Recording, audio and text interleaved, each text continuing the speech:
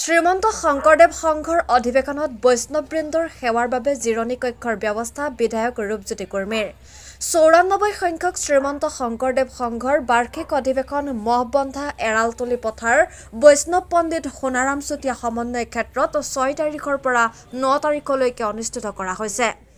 বিভিন্ন জনৰ লগতে মৰিয়নি সমষ্টিৰ বিধায়ক ৰূপজ্যোতি কুৰ্মীয়েও সেৱা আগবঢ়ালে। এই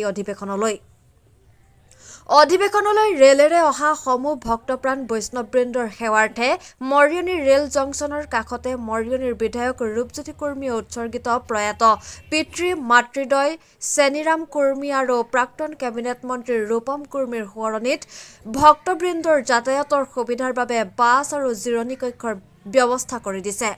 সবিশেষ কয় বিধায়কগৰাকীয়ে। মৰিয়নিৰ পৰা সূৰ্য দাসৰ ৰিপৰ্ট, এনি এক্সপ্ৰেছ। জয়গুৰু শংকৰ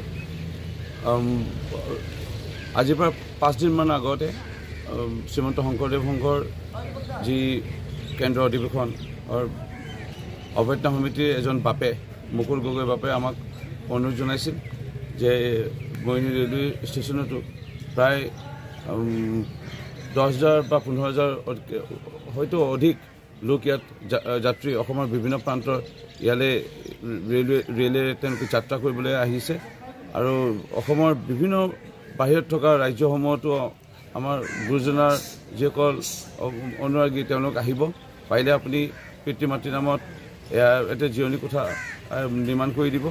এয়া গুৰুজনাৰ নিৰ্দেশ মানি আমি নিৰ্মাণ কৰি দিছিলোঁ আৰু আমি খুবেই আনন্দিত।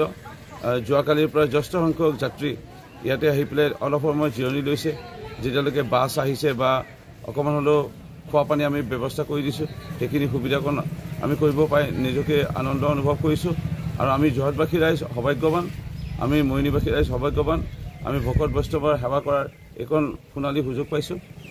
মোৰ বিশ্বাস যে আমি খালী হাতে আহিছোঁ, আমি খালী হাতে যাব লাগিব আৰু প্ৰভুৰ নামত আমি যদি অকণমান কিবা এটা কৰিব পাৰোঁ সেয়াই চাগে আমাৰ বাবে এটা পুণ্য কাম হ'ব।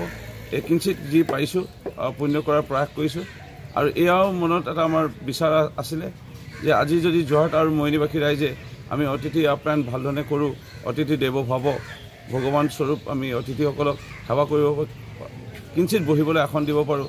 আমি যদি ক'ৰবাত কেতিয়াবা বাহিৰলৈ যাওঁ বা অন্য ঠাইত অনুষ্ঠান হয় তাত আমাক নিশ্চিতভাৱে মৰিয়নি বা যোৰহাটবাসী ৰাইজক সেই অঞ্চলৰ ৰাইজেও অতিথি আপ্যায়ন খুব সুন্দৰৰূপে আমাক প্ৰদান কৰিব।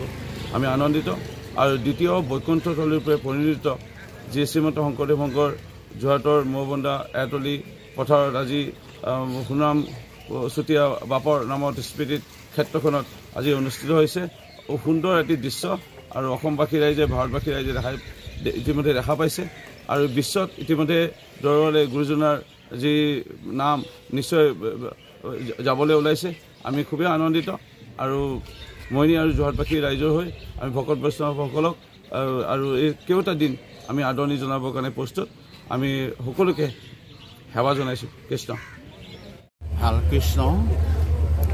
আজি সঁচাকৈ আমি ৰঙিয়া এক্সপ্ৰেছত তিনিচুকীয়াৰ পৰা আহি যোৰহাটত অনুষ্ঠিত হোৱা শ্ৰীমন্ত শংকৰদেৱ সংঘৰ ৯৪ সংখ্যক বাৰ্ষিক অধিৱেশনত আহি যথেষ্ট এই মৰিয়নি ষ্টেচনত আমি ইয়াত গম পাইছোঁ আমাৰ শ্ৰদ্ধাৰ বিধায়ক ৰূপজ্যোতি কুৰ্মী ডাঙৰীয়াই এইকণ সুবিধা কৰি দিছে।